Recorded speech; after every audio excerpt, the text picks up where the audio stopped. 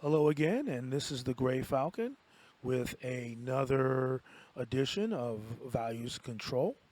Again, another unseasonably warm day in sunny South St. Louis, and it's 1 week after the election of 2020, where it appears that Donald Trump, well, it is the fact that Donald Trump has been defeated by Joseph Biden, and Joseph Biden will be the next president of the United States.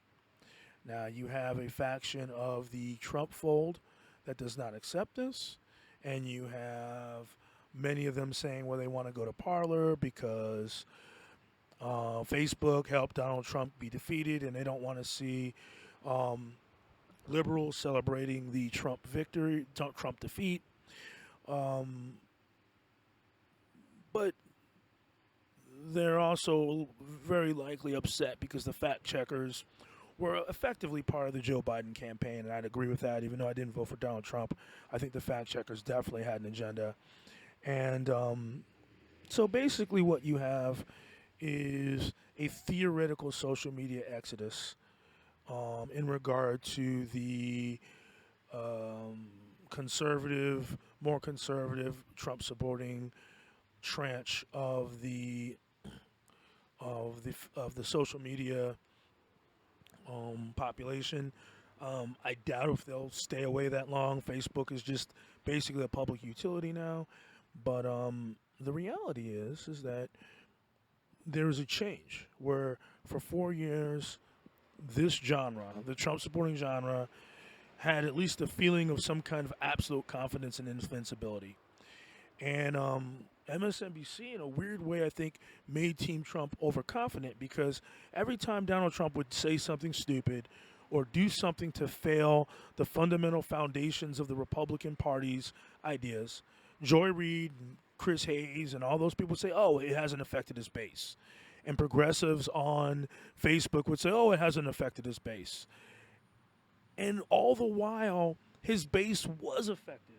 In fact, Donald Trump's base was affected to the tune of what appears to be maybe as much as a 10-point swing with white males who make up 1/3 of the electorate, or roughly 1/3 of the electorate.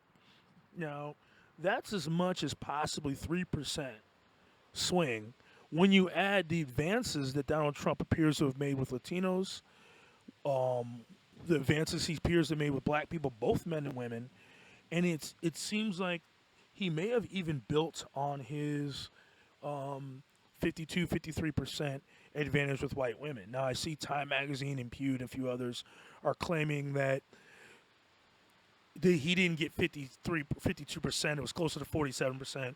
That's just not adding up to me. I mean, if you look at Mitt Romney, the polls showed that he got 56% of the white women vote. And you're seeing consistently high, low 50s for Republican support of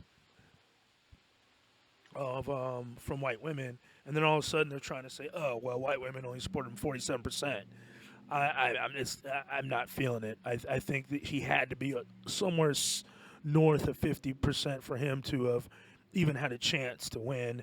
And you see with white men defecting at this level in Pennsylvania, in Michigan, that it appears that his base was eroding the entire time. But that's not a story. The media wanted to make Donald Trump into being this juggernaut because any great drama needs a villain that seems insurmountable till he's taken down.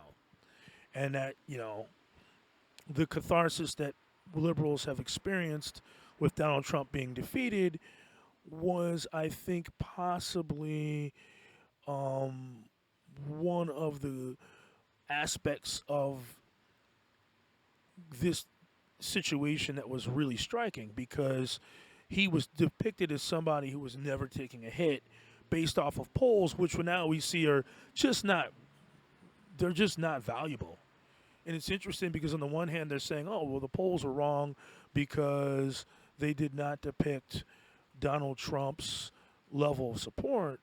But you're also seeing that the polls were incorrect in suggesting that he was not affected negatively because his share of the vote and his level of support amongst white male voters was not where it needed to be for a Republican candidate to win the presidency.